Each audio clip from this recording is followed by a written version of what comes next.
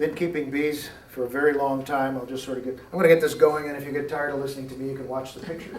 That's not also bad, which is good. But,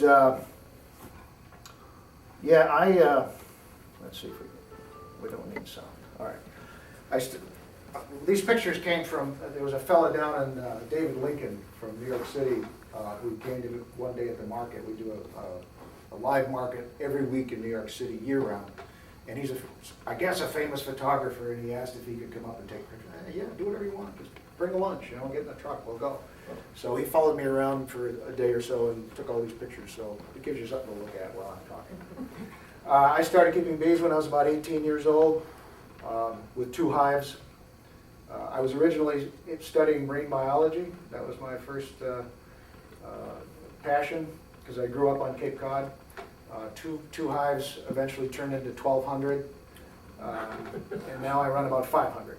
So it kind of, you catch it on your fingers and it crawls right up your sleeve, and there you are.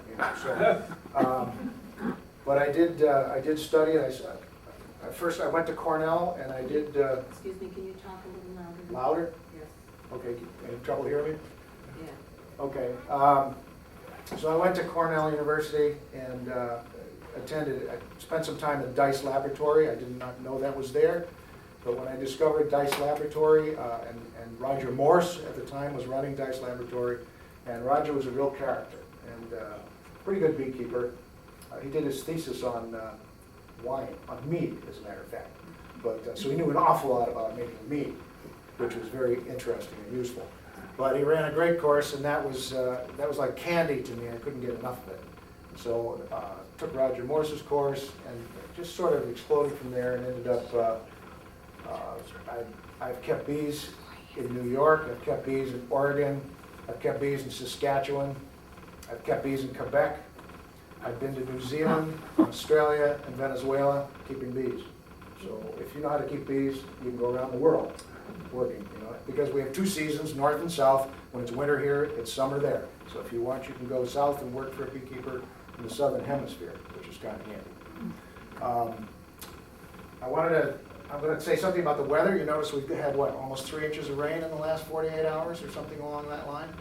And I'm going to finish with that when I get to the end. That has huge impact for beekeepers, as it does for most farmers. If you've noticed, your soybeans were just sort of sitting there, not doing much of anything. I don't know if you've noticed today, but they're about a foot higher.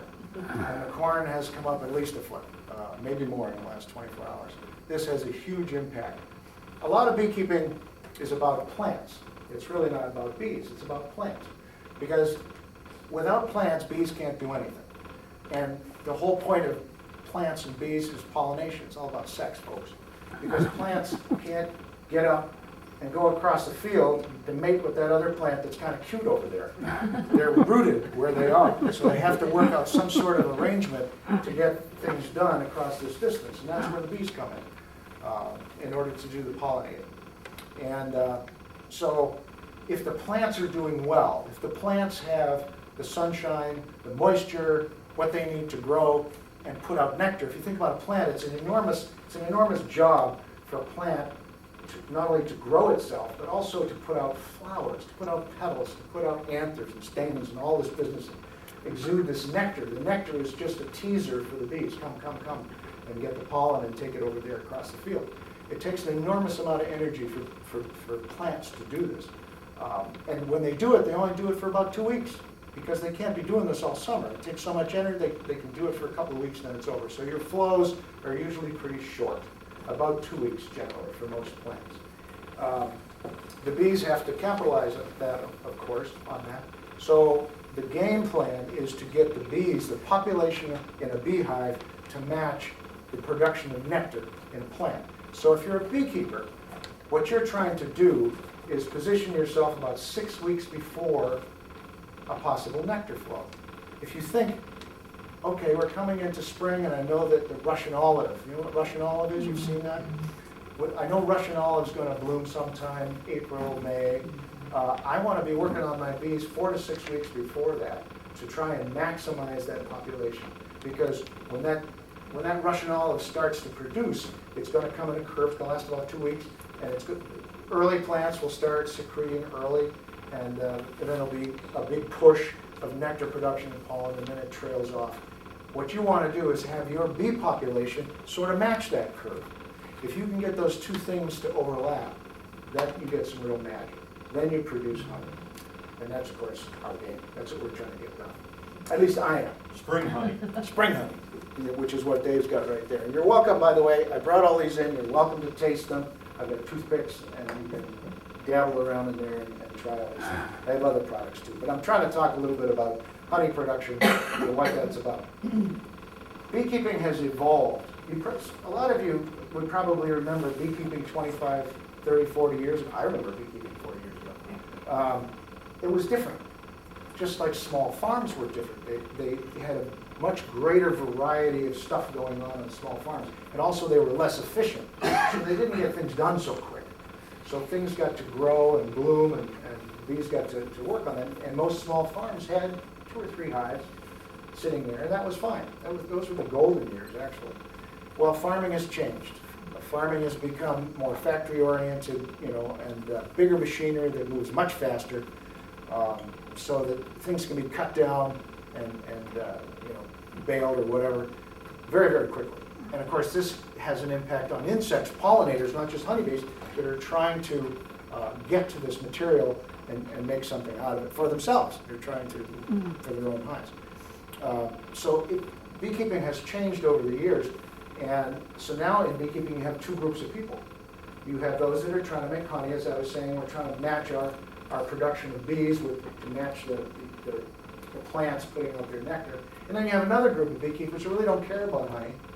They've gone a totally different direction, because making honey is very iffy, and the prices go up and down, and you can't really do much with that. It's sort of out of your control. So they become pollinators. And what they're doing is taking beehives and running them all over the country. Because since farming has changed, what we have now is, instead of a small farm with many little fields devoted to different crops, we now have bigger farms with massive amounts. For example, over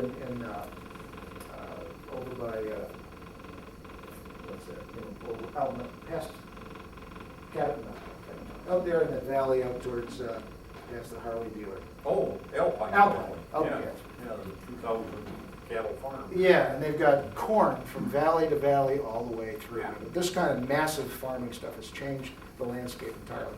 So some beekeepers are going to this pollination route, where they will take their bees, they'll have 500 or 1,000 hives, and they will go to a melon grower in Georgia. And they will contract their bees to the melon grower in Georgia. And they will make $30 per hive. So they drop their bees there, they leave them for 2 weeks, because again, that's how long the flow goes. Well, while that's going on, they'll go to a cucumber guy who's perhaps Delaware or the Carolinas or somewhere, and they'll cut a deal with him for $35 or $40 to put the bees there. And then they'll go back, pick up the bees out of the melons, haul them over to the cucumbers, drop them there for another 2 weeks. Meanwhile, they go, and so they leapfrog all the way from Florida, all the way up the coast, all the way to Maine, and they end in Maine for blueberries. And they get $60 a colony for that. So this has become a different kind of beekeeping. They're more concerned about the pollination. They really don't care about it. If they get honey, that's great, but it's not their main push. So now we have 2 groups. It started out as sort of one thing, small farms, that sort of thing. Now it's evolved into 2 distinct groups of beekeepers. Those that are producing honey and those that are doing pollinating. Okay.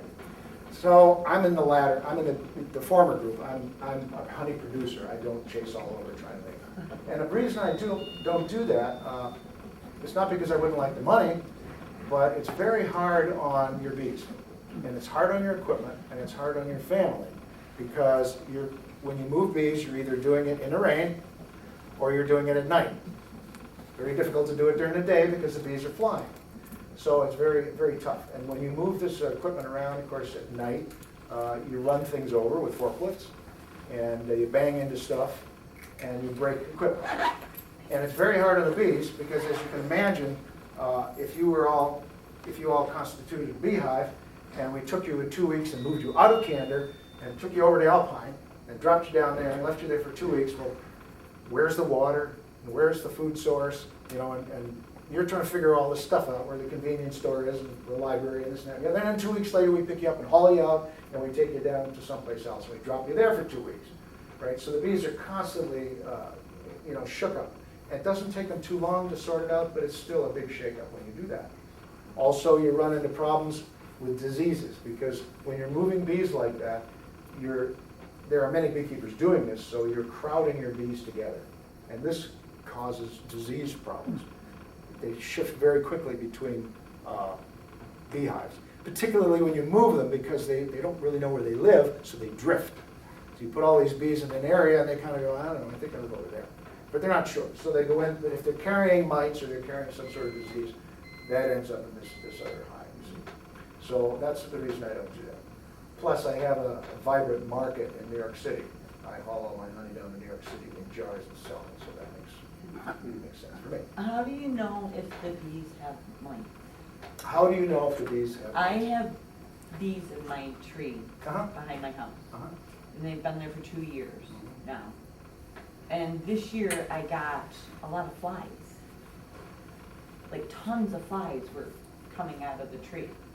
You sure you got any bees left? Yeah, They're still there? yeah. Something's rotten. Something's rotten in Denmark. Could it be the tree? It could be the tree, yeah, it could be the tree that's. Okay. Yeah. When bees have mites, the colony starts to suffer. The most obvious sign is you'll see bees out in front crawling around with no wings. Okay. What has happened in the last 25 years, to give you, the rest of you a quick peek at this, we've had 2 parasitic mites come over from Asia. Now, in Asia, they're on a breed called Apis cerana, which is close relative to Apis mellifera. That's what we work with, is Apis mellifera, which is the European honeybee. This is a close cousin, Apis cerana, that lives in Asia. And these mites have evolved with Apis cerana, and so they sort of get along. But it's not good for them either. They've been brought over here, not purposely, but they've, like many other things, like the emerald ash borer and so forth. So they've landed here and infected our hives, and pretty much endemic across the Americas now. One is an internal mite. You see, bees don't have lungs like we do. They have tubes. They have trachea. They're called trachea. And these trachea go in from their sides, and there's 2 up here in the neck, for example, that service the head, but it actually carries air into the bee's body. Takes it right to the organs, and these trachea wrap around the organs, and the oxygen is transferred right to the organs like that. These little itty bitty mites crawl into these trachea, and they clog them up, and they chew holes through the walls, and they suck the blood.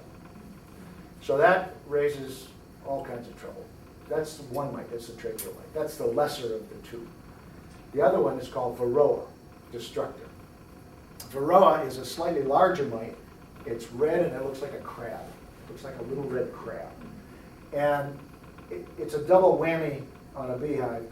On the adults, what varroa does to the adult bees, it will ride on them like a tick on a dog, except it's bigger. So to get an idea what this is about, if you imagine something the size of a good-sized orange on you with teeth and an attitude, that's what this thing is. And it's going to chew holes in your back. It's probably going to be on your back or lower abdomen or whatever. It's going to chew holes and it's going to suck your blood. That's what this thing does on the adults. And in so doing, of course, it creates sites for secondary infections. So now you've got this hole, and of course you can get viruses and fungi and all sorts of things going in there. And so you get a double infection. Not only you get the wound, but now you get all this other stuff. And if that ain't bad enough, what it does to the babies inside the comb is the varroa mites reproduce in with the babies. And the babies, when they're sealed over in their pupal period, these mites chew on them as larvae. And so when the bees are born, they're missing appendages. So if you remember, do you remember thalidomide? Yeah. Remember the whole thalidomide thing? Well, that's what it is like for bees. They're born with no wings or stubby little wings, and they're just missing pieces and they're small. So that's the most obvious thing. If you see that, you have a major problem and the colony's about to crash. And if that ain't bad enough, some of those secondary diseases I mentioned, there's a whole series of viruses, deformed bee wing virus and so forth, that also infect the brood. And so you see these colonies will collapse after time. A colony that's not protected by a beekeeper these days will die within 3 years. Guaranteed, they're dead. Because this creates enormous stress, an enormous load on these bees that are trying to work really hard. They've got all this going on. And just like somebody with AIDS, people don't die from AIDS, they get pneumonia, right? It's because their immune system is so compromised that they can't handle it. You know, they just die of something else. So it's the same with the bees. And when you hear of all this colony collapse disorder, you've heard of that? That's what really is happening, is you've got so much impact on these bees, and they're trying to do what they've done for millions of years. They've managed to do this, but the weight of all this on them is just so enormous that they just can't do it anymore. So how does a beekeeper protect these hives? All right, the tracheal mite, we used to use menthol. We used to use packets of menthol in the hives, and the menthol, when breathed in through the tubes and so forth, the mites didn't like it and they died.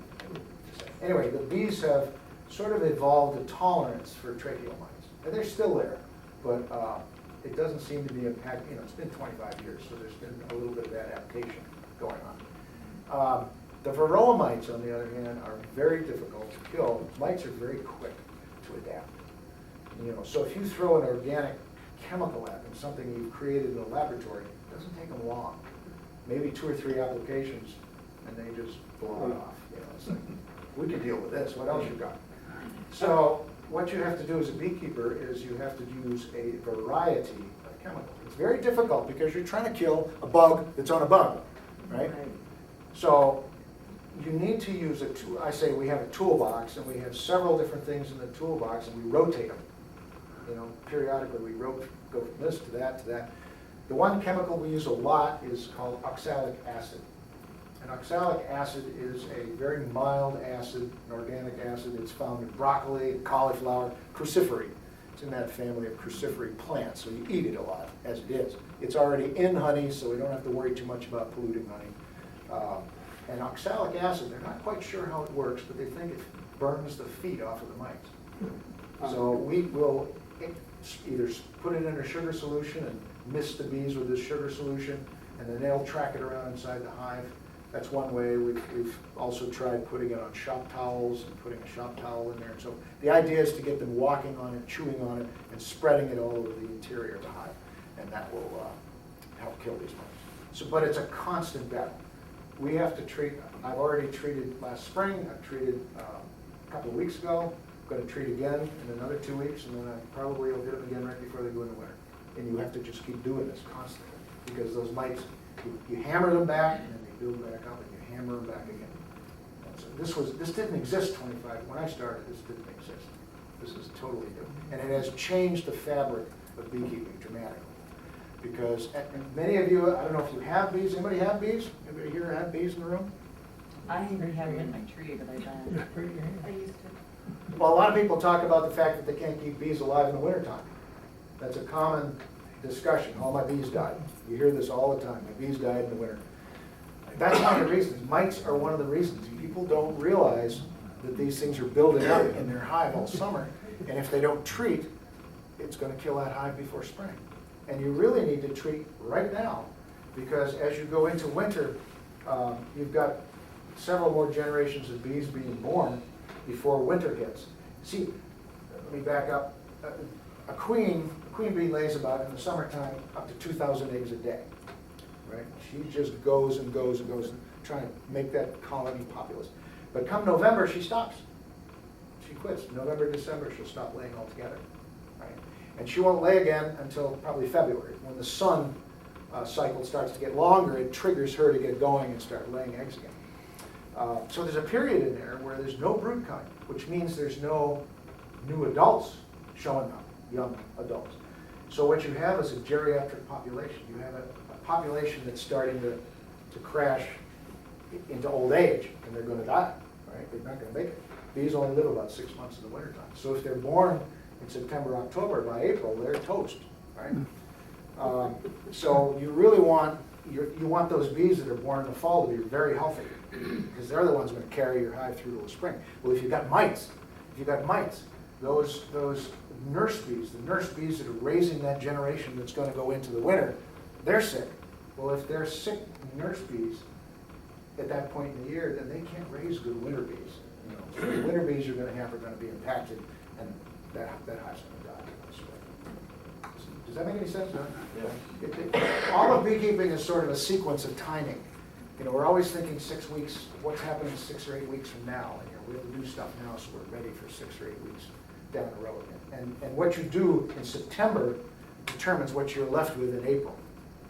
See, because you got this long winter that you can't do anything in there. Okay. Anybody got any questions? So the bees typically only last 6 months? Pardon? So a typical bee only lives 6 months? They live 6 months in the winter. They only live 6 weeks in the summer. Oh, wow.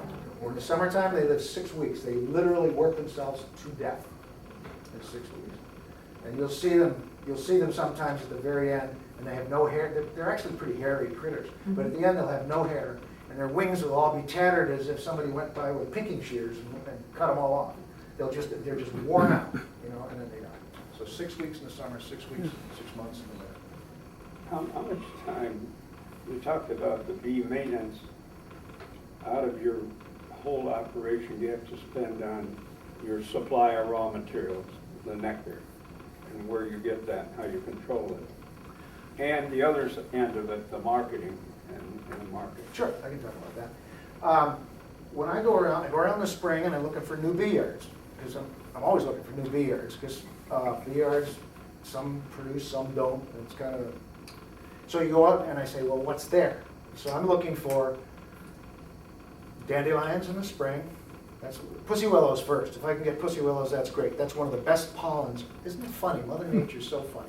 She gives you one of the best possible pollens first, which is sort of like to pull you out of winter, you know, to get you back going again. So you get pussy willow first, and you've got dandelions in May, and you've got Russian olive, and you've got berries. You've got your, and this is sequential. You see, so I'm looking for black caps. I'm looking for raspberries, primiflora rose. Who knew? You know, it yields. And You it do yields this pretty well. both on public and private land? Yes, anywhere. I drive all over the place and I look for stuff and I see, then I'm looking for locust trees, black locust. Then I'm looking for basswood trees, are huge. That's a big, big, big crop around here, is basswood. Then in the summertime, there's not much going on. It gets pretty dead right around now. What about honeysuckle? Honeysuckle, no. No. It grows everywhere, but Sure it does. but the floral tube is too long. These are what we call short-tongued, mellifera has a short tongue. Bumblebees have long tongues. So long-tongued bees can work honeysuckle. Short, they try to stick their head in there, they can't get their tongue down there. So there are plants that are specific to certain kind of insects, weirdly enough.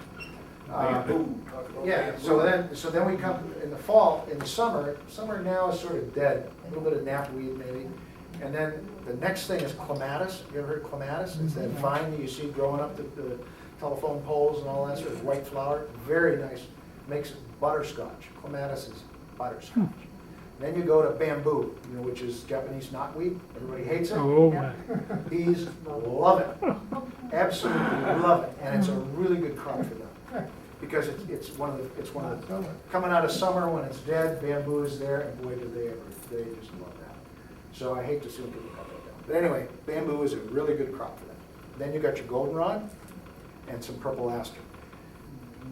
Purple aster is a great crop for them, but of course it's usually cold. It's usually late September, October, and it's quite often too cold. Okay. So that's the spectrum of Okay. nectars, Do you okay? do any buckwheat? Do you find, are you able to use any buckwheat? Yeah, if I find buckwheat, I'll try for it, Yeah. I'll reach for it. But you know the problem with buckwheat? They've done some genetic modification on buckwheat. And the old buckwheat used to yield this beautiful, pitch black, flavorful, wonderful honey. The new stuff doesn't. It's got kind of a mediocre, and not much of it. Doesn't yield much. Same thing with red clover. Remember Bill red clover? And then they went to the triple cut red clover. Well, when they went to the triple cut red clover, it stopped yielding honey. Improvement for some and not so much for others. The one on the end there, Ron, is That's bamboo. This has got some bamboo in it. That's a fall flower, that's goldenrod and bamboo together. So that's what I'm looking for. And in New York, we have all of these different things, which is really exciting for a beekeeper because there's flow after flow after flow. And people say, well, how do you get a specific kind of honey? It's timing. Everything's timing. Because you don't get bamboo honey in May. It only blooms in late August, early September. You know, but you do get locust in May.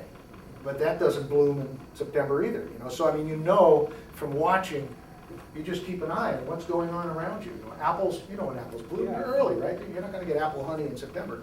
So you have to, as a beekeeper, you're always looking at what's blooming around you, trying to figure it out. And then you watch what your bees are doing.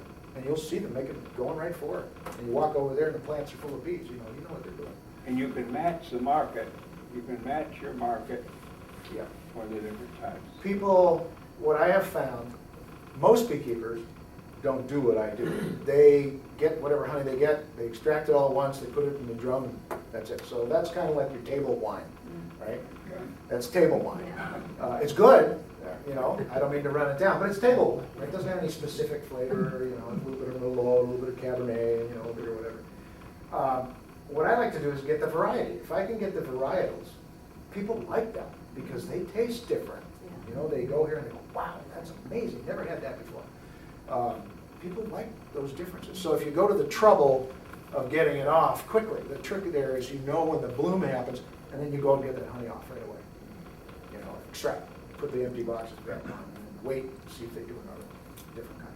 So that's how I try and handle it. When I market it that way, as a varietal. You see, I try to pack it as it is. And that's huge. Do you deal through wholesalers? No. Or do you deal direct with it? No, I was gonna talk about that, I might as well. Yeah, They got a pretty large lawn right now, the white clovers yeah, is the lawn. White A lot Dutch. of bees working it. yes. Yes, that's the one thing right now that they'll be working on in this point in time in the summer. And this year was a good year for white clover, it really came up. Yeah. What was I gonna say? The market, matching the market. Right. That was something else. Where was I going with that? Wholesale. Yes, I don't wholesale, I retail. Oh, and what I was gonna say, what is the future of beekeeping? Remember I said there's two groups, right? The pollinators are gonna do what the pollinators do because the farmers demand it.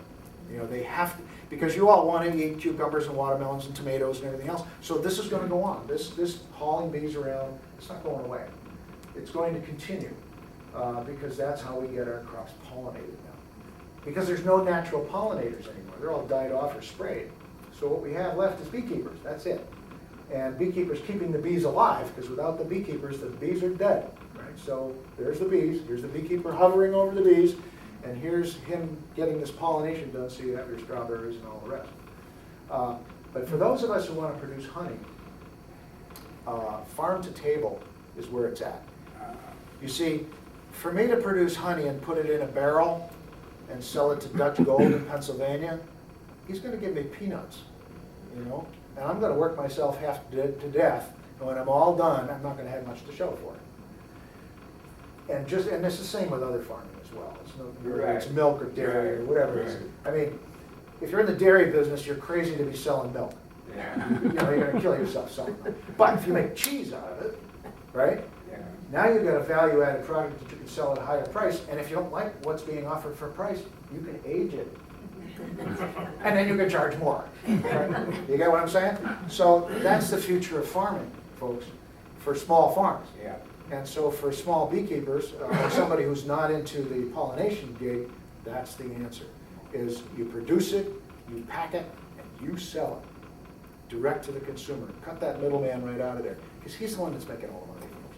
You know, you will not make much on barrel honey. Do domestic hives ever divide?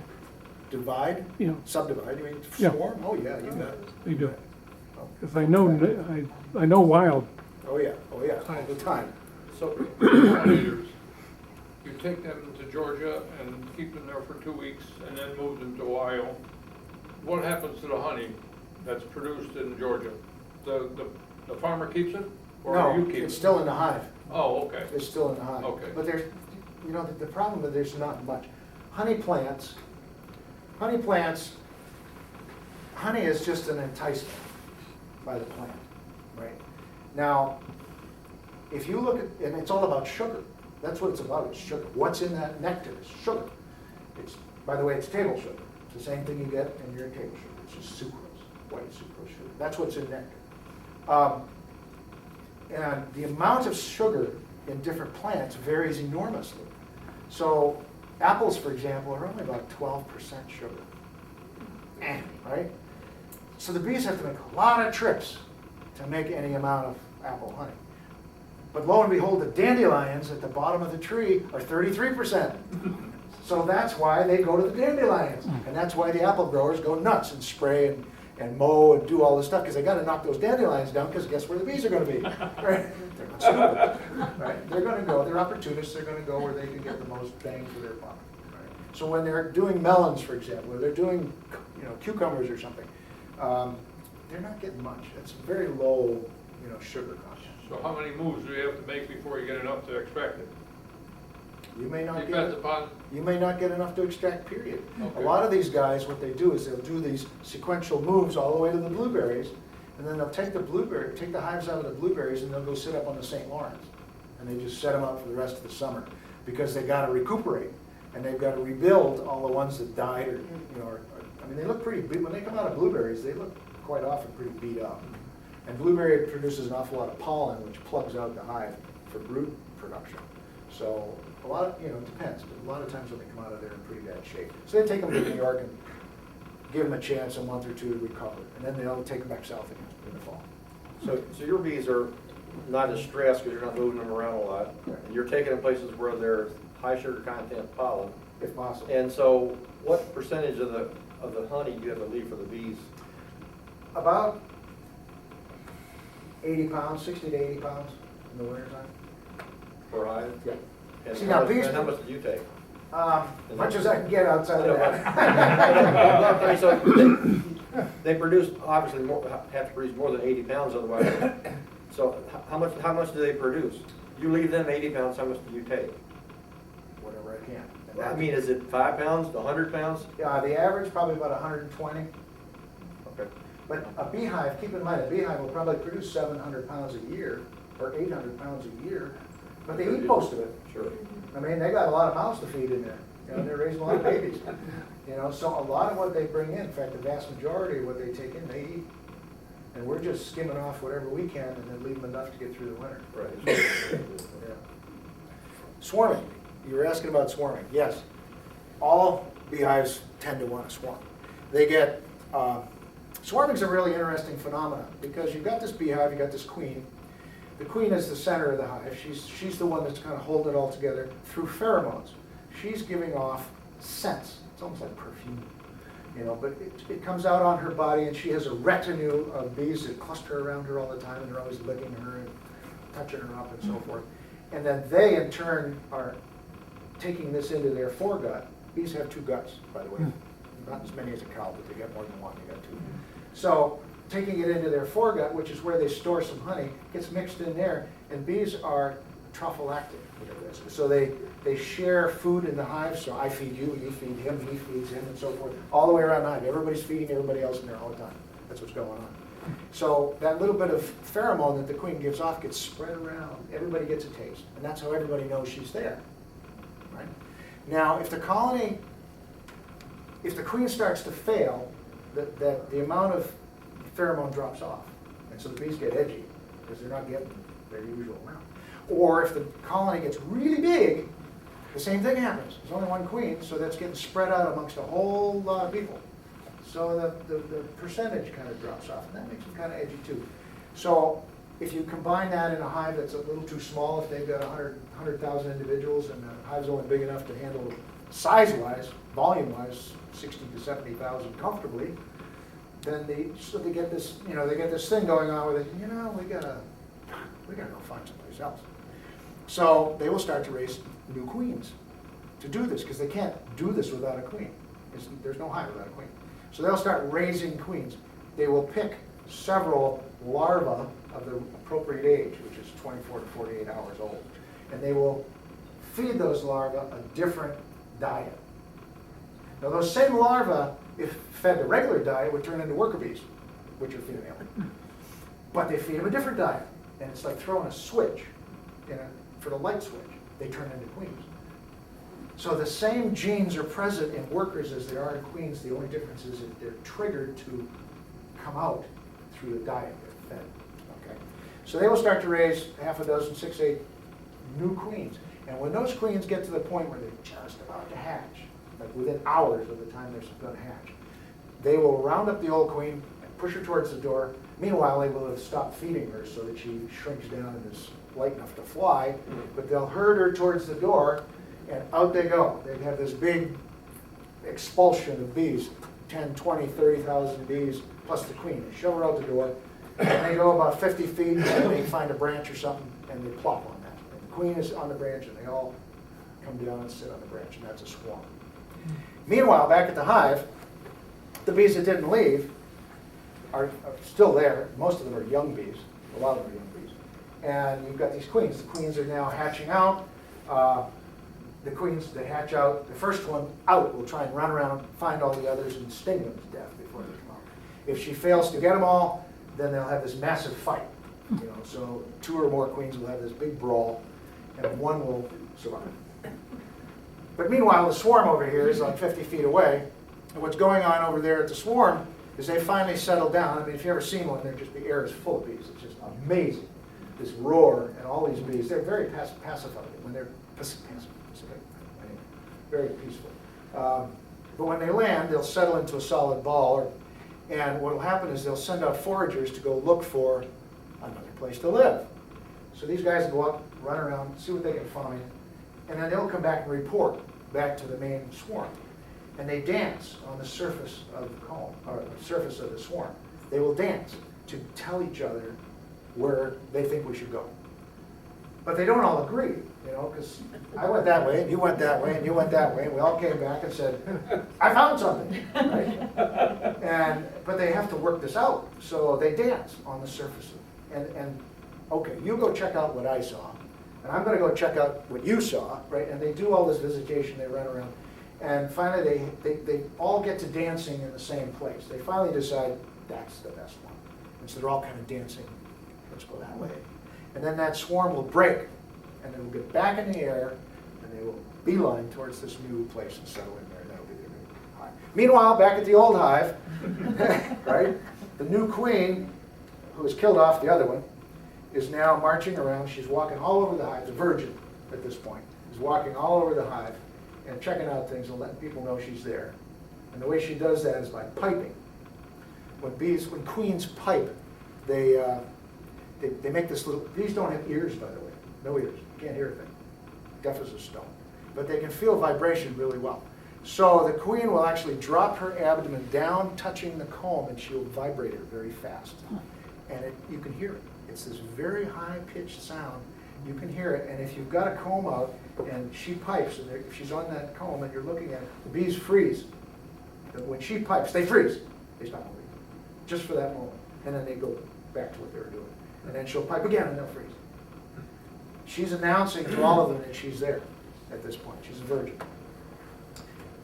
She'll do that for 3 or 4 days, and then she'll go out to mate. And she will take several mating flights. Hopefully the weather's good.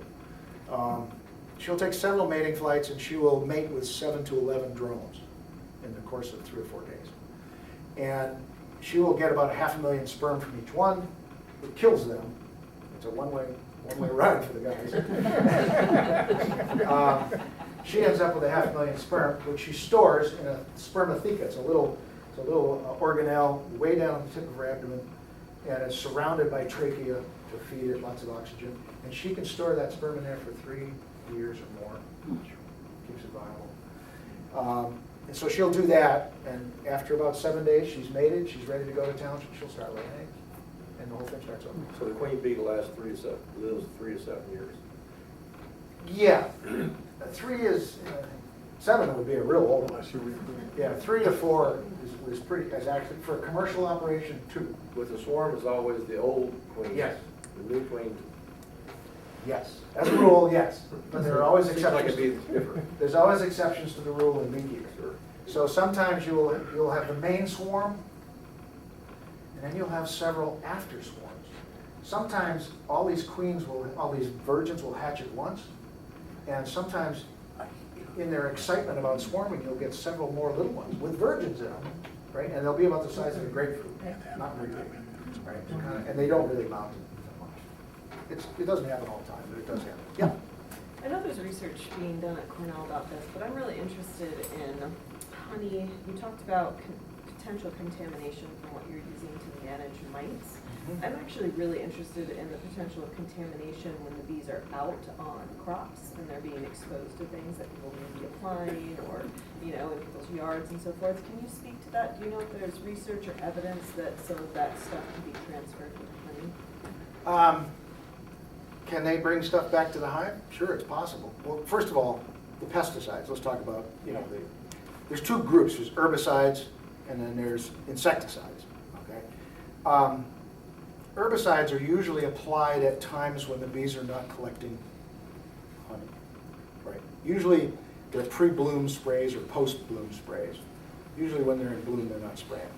So that works pretty well. Because the only time the bee's there is maybe for 10 days, 2 weeks in the middle where there's blooming going on. And there's all this growth before and all this, seed production afterwards and so forth. There's that little window in there when the bees are working on it. So if they've sprayed here, doesn't really matter as far as that's concerned. Insecticides, usually, there's two kinds, or two general groups. One group is a contact killer, so the bees get hit, they die, boom. The other kind is the kind that they can drag home, and usually then it kills the whole nest. I don't know as either of those are, I don't think there's a whole lot of evidence showing, that I'm aware of, showing that that ends up in honey. Okay. Interestingly enough, though, the pesticides in general, what they're finding out, you have this 5-gallon can of pesticide or whatever it is you bought, and then there's an adjuvant, what they call an adjuvant, that you mix with it to spray it. What they're discovering is the adjuvant is more effective than the pesticide. This is just new research came out. The adjuvant actually does more damage than the pesticide does to bees. That's kind of interesting. So, yeah, we were just talking about that this week in Cornell. So I don't think, if I've answered your question, I wouldn't worry too much about the honey being polluted with chemicals from the field. And it probably depends on where the bees are doing lots of their foraging anyway. Sure. So if they're not in your big ag where there's Yeah. stuff being applied, you're probably a lot safer. Well, this is what I tell people in New York. That's where I sell most of my honey. And people come in and, they want to know if this is organic honey. And I say, well, there's no such thing as organic honey. You know, I can't tell you where my bees were. yeah. But I explained to them, I said, you probably inhale more garbage in a single breath down here than we would get in our honey up here. Look around, there's no heavy industry, Sure, there are farmers and they do spray for certain things, but usually it's pre or post, and I don't see too many spray rigs racing around here all summer. So, do we live in a clean environment? No. But is this a hell of a lot better than that? Yeah. So. The other thing you've got to consider with that too is most of the farmers are either raising corn, Right, which they're not. soybeans, Yeah. or an alfalfa. The bees don't get anything out of any of that. Right, they don't. The alfalfa's cut before it Yeah, they flowers, cut it the before. corn, there's nothing, So it's, Is there, you having trouble with bear? Yes. In your hives? Yes. You're starting to have to. Oh, not starting. I've got about 500 hives and scattered in about 26 locations over 30 miles. And of those 26 locations, 23 or 22 of them are fenced. There's a lot of money in fencing, I'll tell you what. And solar fencers, those solar fencers, they're $180 a pop. Yeah. Yeah. But if you don't have them, bears are messy eaters. Yeah. Really messy eaters. And they will tear your hives to shreds. How do those work? Huh? Solar, Solar fencers, yeah. how do they work? Well, they have a 6-volt battery inside, and they have a solar panel, and during the day, that is charging that battery, and during the night, the battery holds it over and continues charging. So it's energized Yeah, fencing? Okay. Of course, this is the grayest area of New York, so we do have problems in the fall. We actually have batteries that go dead, and I report this to the manufacturer, Parmac, and that's not possible. I said, you don't believe that. So, yeah, the grayathon, begins in September. So, You have to fence them all. yeah, you really want to, because, Pull up the driveway at my dad's, Ron, you'll see the fence. yeah. And the other Dad thing, has 16 hives right up there, or Allen's hives. Oh, yeah, the other thing is skunks. We do have, skunks also eat bees. A lot of beekeepers don't realize that. Skunks will raise hell with bees. They go there at night, and it's protein. Insects are full of protein, that's what it is. So the skunks will go and they'll paw at the entrance, and as the bees come out, they'll paw them and they'll drag them backwards and roll them through the grass to kill them, and then they'll eat them. Huh. So if you look at your beehives, you will see that the front entrance looks a little muddy. It looks muddy. Well, it shouldn't be mud on an entrance to a beehive. And if you look at the grass in front of the hive, it looks like somebody took a comb and combed it back. And what that is that's their claws, and they're dragging these bees back through the grass to kill them so they can eat them, right? And then if you follow that back, you'll see a trail going into the bush, and you'll probably see a little pile of scat there somewhere, which is probably has bees in it. But that's how you know you got skunk problems. But they will keep the bees awake all night. And then you come in the next morning in a cheerful mood, and you find out that they're not in a cheerful mood because they've been up all night. And so that they sting you up pretty good, and you're wondering, well, what did I do? Well, you didn't do anything. But they've been up all night with these skunks bothering them, so you want to get rid of those skunks. So raccoons don't bother? Raccoons are, the only time we have trouble with raccoons is if we're feeding the bees, because raccoons love sugar. So if you have a bucket of feed on top of sugar syrup, or you've got jars of sugar syrup in the front, quite often you'll see these sugar syrup jars off and rolled off into the bush somewhere, and it's coons. They'll be lapping up that sugar syrup. They love sugar syrup. The little buggers can even get the lids They on. can even get the lids Oh. off. They're very adept. Very, I Wow. just trapped four behind my hunting house in the last 10 days. So I know a lot about coons. Live trap, Huh? live trap's best. Yeah, yeah. Electric fence around. No, coons do it, right? Well, you can put the really small, maybe if you put the Woven small wire. mesh. Yeah, Yeah, you can do that. those in live trap, you get all kinds of coons, There you go. catch them right there. Yeah, yeah. What Yep. do you do with them? We take them down the road and put them in someone else's yard. You stay away from Spencer. Yeah, right. Take him out in the wood lot up there. We do take them out. Okay. It's away from, Well, here's a little interesting tidbit. Raccoons, if you're going to relocate a raccoon, you're supposed to go at least 5 miles, Yeah, preferably 10. yeah. I was- hopefully that doesn't apply to woodchucks. No, the raccoon, it's about 5 miles. Yeah, It's they a will good come back. road. We put them all in the same spot. Yep. I know. Out the country. Yep. Take 'em out. Do you have a question? I keep a big can of cat food on my porch, outside where I feed my cat. And I got a coon that comes there, he's got one leg missing. And that top is on tight. He'll take that top off. Oh, yeah. They are really, yeah, I raised coons. I've raised Oh, I coons did? before for babies. And I don't So I don't do it anymore. Yeah. I was saying about this rain, remember I mentioned at the beginning, I said something about the rain. So, when I look out, as a beekeeper, when I look out and I see that, I get really excited, because think about where we are in time. We are at the end of July, right? We're just having 3 inches of rain. Now, there was not much happening out there at the present time as far as honey production is concerned. It's sort of a nothing period. But that rain is going to cause every plant that's out there to swell up and grow, and they're going to be putting out flowers. So in a couple of weeks, everything that's out there is going to explode, which means, and what's that going to be timed with? That's going to be timed with clematis, that's going to be timed up for bamboo, and that's going to work for the goldenrod. So when this happens at this point in time in the summer, I'm thinking about what's going to happen in another 3 to 4 weeks, and it's going to be great. It could be great, potentially. Of course, Mother Nature has her ways, and it could rain for an entire month of September. So maybe we'll get some honey, and maybe we won't. But the potential because of this is enormous. So that's really good. It could make for a very nice fall honeycomb.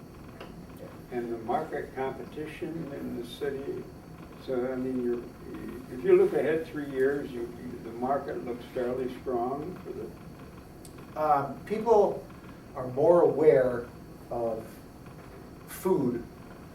That's what I was driving at before, the whole farm to table movement. If I'm counseling a young person who's interested in agriculture, I'm telling them, I don't care what it is, whether it's beer or wine or cheese, or I don't care what it is, goats, whatever you pick, get really good at it, super good at it, and make these value-added products that people love. They just love this stuff, and then sell it to them direct.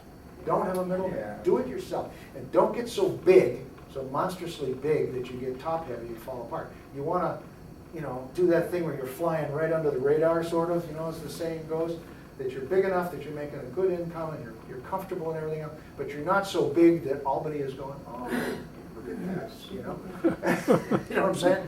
So And you can keep the margin by doing that kind Yes. of product. And there's nothing wrong with running out sometimes. When you run out, you say, that's all Mother Nature gives us, Yeah. But I do have this, Yeah. I do that all the time. When we run out of a certain type of honey, I'm out. I'll have some next year, maybe, But meanwhile, I tell people, if you like that particular kind of honey, buy all you can afford, because I may never have it again. And that's true. Yeah. I'm not lying to them, because every year's different. So one year I get raspberry and prima flora rose. I'm going in and out of the honey house. I've got the heat room filled with boxes. I'm going out. And I know we're extracting it, and it tastes like raspberry. But I'm coming in and out of the honey house every day, and I'm smelling rose water. Well, guess what? The prima flora rose and the raspberries bloomed at the same time, and the bees got both. Yeah, so I had this weird combination. Will that ever happen again? I have no idea. But another interesting thing about bees, when that happens and you get two things blooming at the same time, inside the hive they don't put them together. They don't mix it. Isn't that weird? So. And we did tests with this years ago where we took an observation hive. You know what an observation hive is? It's a hive that's under glass. You can see it. And we took feeder jars and we put peppermint in one feeder jar and we colored it green. And we put vanilla in another feeder jar and we colored it red. Food coloring. And then you watch where they put it. And so they took all this down, and inside the hive you could see all this red and green cells. There was nothing that was a blend. It was all one or the other. So each by cell, they were separated. Yes. So by cells, you So see. the cells all mixed up. See, here's what you got. This is your typical honeycomb, Right. right? You probably all see it. It's a typical comb that they built. By the way, this is the Yuli's gold of a beekeeping operation. It's this wax, right? We can make the wood. We can do the wood and all that stuff. Only the bees can make the wax. They make it out of their own body. So this is the stuff that you want to preserve at all costs, right? So this is an empty honeycomb. And so they'll fill in, they'll start by filling the outer edges, and eventually they'll fill the whole thing up. But you can pass that around. At the bottom, you can see there's a midrib. And the midrib is where it starts. We give them, this was invented by a fellow back in late 1800s. And before that, they had these straw skeps, right? And you put a hive in there, you put a swarm in there, and there were some sticks, and the bees sort of built their honeycombs helter-skelter in there, however they wanted it. But when you wanted to get honey out of it, you had to basically kill the hive and take it all apart and destroy it. Pulled out of that. Yeah. This guy Langstraw, who was a clergyman actually, among other things, he decided, let's build this so that it's straight, so it'll come out like leaves, pages out of a book almost. That's right. And so he's the one that came up with this idea, designed it, and so now we do these straight combs, nice straight combs, which allows us to take them in and out, remove them, which is really important because now we, instead of destroying the hive in order to make the honey, we can remove those combs, spin the honey out of it, put them back in. And nothing gets destroyed in the process, which is really important because it takes about 8 pounds of honey to produce 1 pound of wax. So you don't want to produce a lot of wax. That doesn't do you very good. So the wax you're producing is the the covering of Spin those. Of those for Cells. 15 minutes. Everything from that Spin little all the skinny honey nigger right out of here, outside. you'll end up with the beer. When you take, my point is, when you take the honey out, Yeah. some of the wax is coming out with it. A little bit. That's just the covering. Just down. When you want That's where you're, and that's what you're 36 of these marketing frames that. into the You're not centrifuge. taking those apart. Okay. No, You're- Yeah. Okay.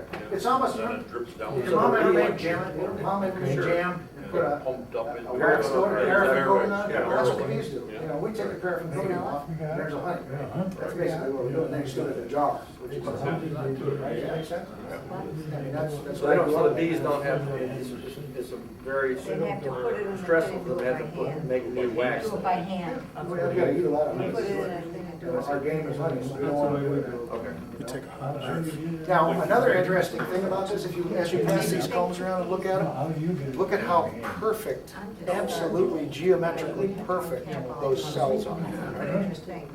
And think about all of the dancing they do inside, No. and the pheromones that the queen is passing around, all that stuff. You know, talk about all this amazing stuff that they're doing in there. Yeah. Just realize that it all happens in the dark.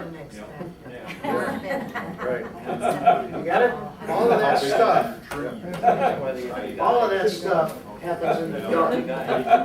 It's pitch black in that hive. They don't, they do all that. You got big eyes, Huh? They have big eyes. Yeah, but it's pretty dark in there.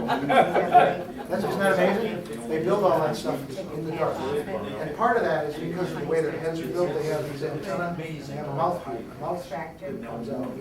And it forms a triangle, right? So they can measure with that triangle. And if they turn sideways, the triangle turns with them. So they're able to do excellent. They go to all I have the a couple of questions, Alan. Yeah. I have a couple of questions, and they may not be fitting in your presentation, but in your business or businesses like yours locally, do you market broiled jelly, propolis? Do you market wax? I mean, you do wax, I'm sure. Do you market propolis? Do you have a market for that? Absolutely. In the city, or whichever medical, or? People have come to realize, he's talking about a product called propolis. Propolis is, when you break a branch off of a tree or a shrub in your yard, did you ever notice that the stuff oozes out and then it hardens? And if you ever heard of something called amber, you ever heard of amber, which was prehistoric? It's actually used as a jewelry, you know, it's like the jewel, it's amber. And sometimes you hear about bugs that are stuck in amber, right, that sort of thing. That is a sap that the tree or the shrub puts out to protect itself. It's got a wound. You just tore a branch off, so it's got a wound. The tree is trying to protect itself, so it exudes this sap, and then the sap hardens, and that protects the tree from infection. That sap is filled, it's filled with what we call terpenoids, which are antibacterial, antifungal, antiviral, basically anti-everything. Okay? That's the tree's natural way of protecting itself. Well, guess what? The bees collect that. They're smart enough to go get it. And it's pretty amazing that they, and the stuff is sticky. It's amazing that they can carry this. I don't know. Putting it on their hind legs, but they get it off inside the hive. And there's propolis on there. And they smear it all over everything in the hive, very, very thin. And in certain spots, they put it thick, like if there's a crack or a hole, and they want to plug that hole, they'll plug it with propolis. Or if a shrew or a mouse gets into the hive, or another bug that they don't want in there, they'll kill that, and then they'll cover it with propolis. They'll absolutely encase it in propolis, like a mummy. And when you break that open, you'll find the mouse in there. It's all dried up. And it's completely, they've walled it off with this thing of propolis, this sarcophagus of propolis, so that it can't cause any infection. So anyway, whenever we see gobs of propolis, not the ones with the mice in them, but when we see gobs of propolis in the hive, we scrape them off, and we collect them. And we also have traps, we specially made traps that we put on top of the hives to cause them to put propolis in there. Bees don't like holes in the roof. They don't like that at all. So if you put on a trap that is basically, it looks like it's got louvers, it's almost like louvers like this, so they can look out and see the sun. They don't like that. So they plug it with propolis, they fill it. And so then you can pull these traps off and harvest this propolis, right, this excess propolis. And that gives you more to work with. We make a tincture out of that for sore throat, which is incredibly effective. If you're coming down with sore throat and you start using this tincture, it knocks it right out. I also put it in skin creams. I make 2 kinds of skin cream that we put this propolis in. And if you have acne or if you have diaper rash or whatever, for variety, I've got veterinarians that buy it and put it on critters and stuff. So propolis is a big market for propolis. The last question is, it would make sense in European countries, I understand, that beekeepers have a different way of managing their winter time. They put their bees in a barn or a house. Yeah, And why wouldn't it make sense for you to gather up everything and put them in the barn for the winter, rather than leave them out in the fields? You can. Well, no, my question is, why don't you? Why don't I? Yeah. I don't have a barn. You what? Sorry. When I was in Saskatchewan, I went to Saskatchewan, that's another whole story. I went to, when I was in graduate school, I met a guy from Saskatchewan, and I listened to him talk at this USDA conference. He was a very bright guy, and he used to work for the USDA. And he was giving them help in this conference and telling them that they were so far behind the time. And he was talking, and I thought, this guy's either he's full of it or he's 50 years ahead of his time. So I said, I'm going to find out. So I went to him and asked him if I could come and work for him. So I went to Saskatchewan to work for him for 6 months, and I stayed 17 years. He was 50 years ahead of his time. Right. Anyway, while I was in Canada, I ended up with my own business in Canada, and in parts of Canada, particularly Manitoba, very popular winter indoors. In Germany also, in Europe. But what they do in that case is they take hives, instead of leaving them in several boxes, as we do for the winter, with a lot of honey, they squash them down into one box, very small, and then they take this box and they try to fill it up as much as they can with honey. But then they take these boxes into a building, and you turn off the lights, and you keep them in the dark for several months. And then you take them out in the spring, and as soon as they see the lights, they go bananas. But anyway, you can winter bees indoors like that, in what's called a wintering shed. And it's another way of doing it. I've done that. I had a wintering shed in Canada. So what I did was I kept all the big powerful hives, I wintered them outside. And anything I thought was like, maybe not right where I wanted it, went In a inside. climate controlled area, Yeah. kind of, yeah.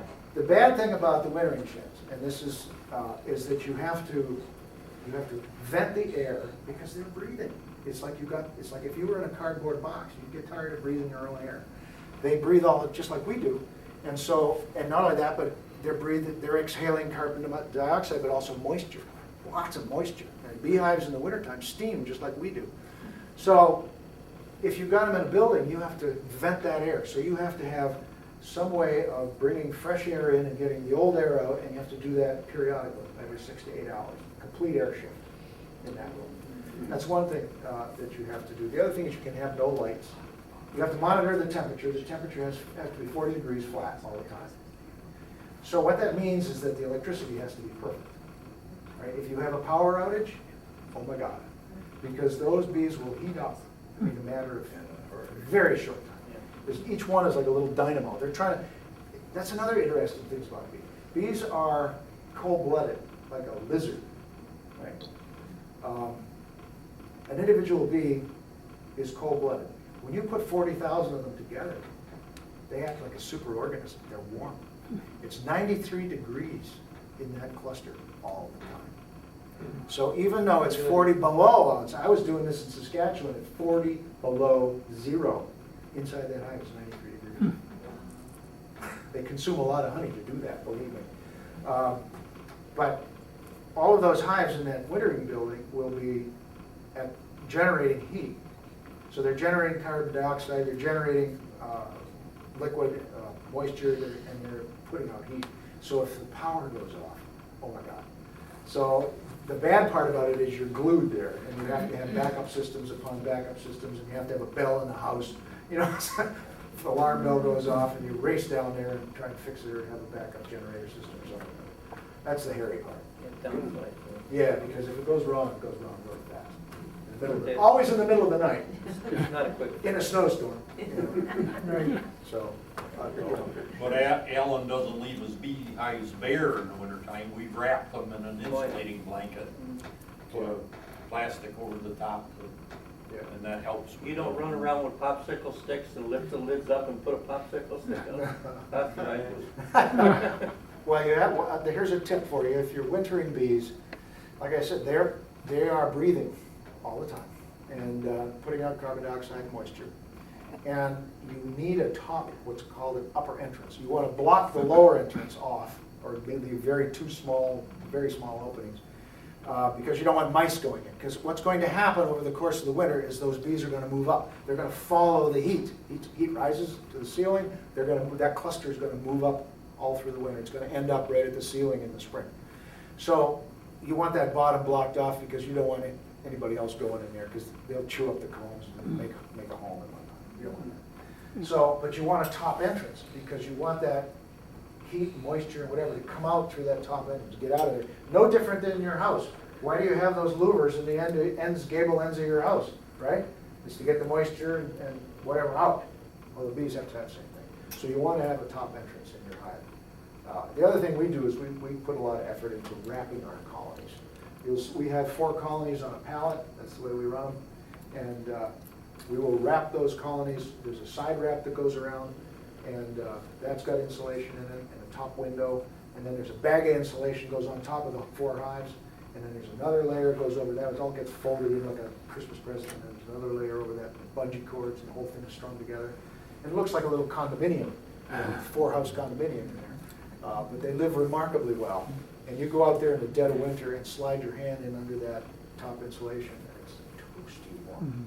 Toasty warm. How do they survive in trees in the Well, winter? A tree is a pretty good insulator, you know. I mean, several inches of wood is a pretty good insulator, and they have the ability. They will crowd the entrance down. See, they determine how much of airflow they want. So even in a top entrance in the wintertime, if they don't want it, they'll go up there and they'll stand there and they'll squeeze that entrance down, so that the heat can't come out of the car. They'll do that themselves. Is the term in marketing the term raw honey versus regular honey? Okay, so what's that about? When you sell to a market, most markets want the honey that you sell to be crystal clear, and they want it to stay liquid, right? So in order to get that to stay liquid and be crystal clear, they put it through a system where they melt. Honey's natural state is not this. Honey's natural state is solid. Okay, that's what it does. And that's good. But what they'll do is they'll melt this all down and get it to the liquid stage. And then they'll shovel in several bags of diatomaceous earth and mix that up. Kind of looks like mud. And then they'll heat that up to 180 degrees, right, which is pasteurizing. And then they push it through a paper filter, a filter press. Right? What comes out the other end of the filter press is absolutely crystal clear, and it will not crystallize because it's been pasteurized. So that every speck of lint or pollen or whatever is gone. And it's any crystal that might have been there was destroyed by going 180 degrees. So there's nothing left for a crystal to originate on. So this will last on the store shelf a long time. And that's what Safeway or whatever, that's what they want. Because in this country, and pretty much only in this country, people are used to seeing liquid honey. So they go in and they want to see liquid honey. If you go to Canada, it's all solid. If you go to Europe, it's all solid. They don't do that. They cream it, so it's So like a spread when you put it on. yeah, it spreads like peanut butter. But in this country, we have what's called a liquid honey market. So that's what they do. We heat ours up to about 105, 106 degrees, so it's a hot tub temperature. That's how hot we get it in order to make it liquid. But that's going to crystallize, I guarantee it. That will crystallize. And all you do is, you can, if it's a good sunny hot day, you put it in the window, or if it's a winter time, you can put it on a register, you know, a radiator or whatever, and it'll come back to liquid. Or you can put it in a pan of hot water on the stove and just very gently heat it up and it comes back. But you don't damage it that way. You don't boil it, you don't get it real hot. You know. So what they're selling is raw honey is what? Raw honey has not been pasteurized. Pasteurized is 180 degrees, right? And the other thing is it's not filtered, right? So for ours, for example, we can say ours is raw because it goes through a strainer, that's all. And it's heated to like 105, 160 degrees. Okay. Hot tub temperature. So we don't get anywhere near any of those extremes. So you're within a tolerance to be called raw. Yeah. But anybody tries to tell you organic honey, there is no such thing. I mean, you can't tell where they go, you don't know what they're feeding on, none of that. And, They charge more for it. and in this country, we don't, some countries have created these requirements for organic honey, but they still can't tell where the bees go.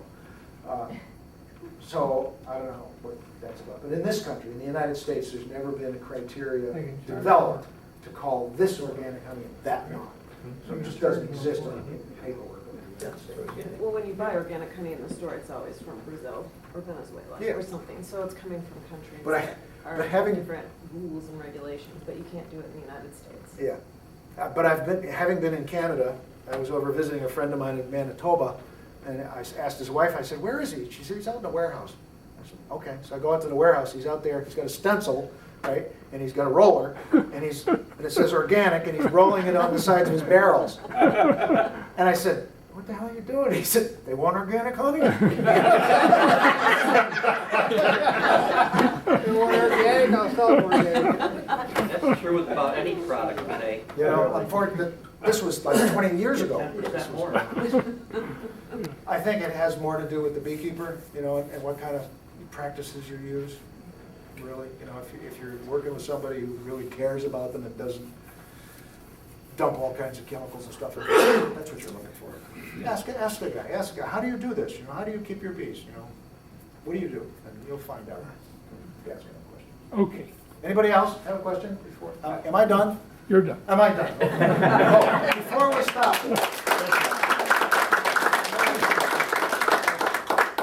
If you would like to taste different kinds of honey, I have orange blossom, which we got in Florida when we were down there. And I have spring, which we just extracted. And there's linden, goldenrod, summer flower, and a fall flower. So if you'd like to dip a toothpick in and try a couple, just to see the difference, you know, massive difference. And then I also have, we do an awful lot with creamed honeys. I like creamed honey. Of course, I was in Canada all those years. We ate all creamed honey up there in those days. And then I like to fool with it. So we creamed honey. I've educated a lot of people about creamed honey. And then we started fooling with it. So we have these products that's plain creamed honey. This is honey elixir, what we call. So I've taken bee pollen. We didn't even talk about that. Bee pollen that we trap from our honeybees, right? We trap this pollen, and we put it into honey for people who have allergies to pollen allergies. So this way you can eat it and it tastes good, right? So we created that, and then we've got, here's cocoa mint, right? Cocoa mint in creamed honey. This one is ginger, if you like ginger. This is orange ginger, orange blossom honey with ginger in it. So if you like ginger tea at night, all you need is a spoonful of this and water. And pumpkin spice. This one's awesome in coffee. You know, go to Starbucks and pay the big bucks for their pumpkin spice coffee. This is cinnamon apple. This is high-grade Ceylon cinnamon with apple honey. This is ambrosia. This is a product that we produce. It's full of royal jelly. Okay, it's expensive. So this is 20 bucks a jar. But it's full of royal jelly, packed with royal jelly, 50 grams per jar. And it's got pollen, propolis, royal jelly, and honey. So it's got everything out of the beehives in this jar. So we've got some samplers here. You can take your toothpicks and go nuts. How do you cream the honey? How do I what? You said cream honey. What do you do to make it? Okay, creaming honey is sort of like making sourdough. You know, you save some from the last batch and you put it in the next batch. Well, if you have some honey that granulates really fine, and some of it does, like purple asters are wonderful for creaming honey. And that will, if you get some of that, it'll turn hard, and then you take that hard honey and you add it to the next batch, which is liquid at that point, stir it all up, and then you hold it at 55 degrees Fahrenheit for 2 weeks. And all the crystals form, you give it a pattern, and all the others form onto that. So it's purely a mechanical process. Within a commercial blender, commercial mixer. The only one I would warn you about is this one. This is ghost pepper honey. This is creamed honey with ghost pepper in it, and it will peel paint. So it's up to you. The young fella, Steve, makes that, Yeah, so knock yourselves out. Now, Honey, this is honey elixir here. do you have some with you, Ellen, that Of what? you're willing to sell?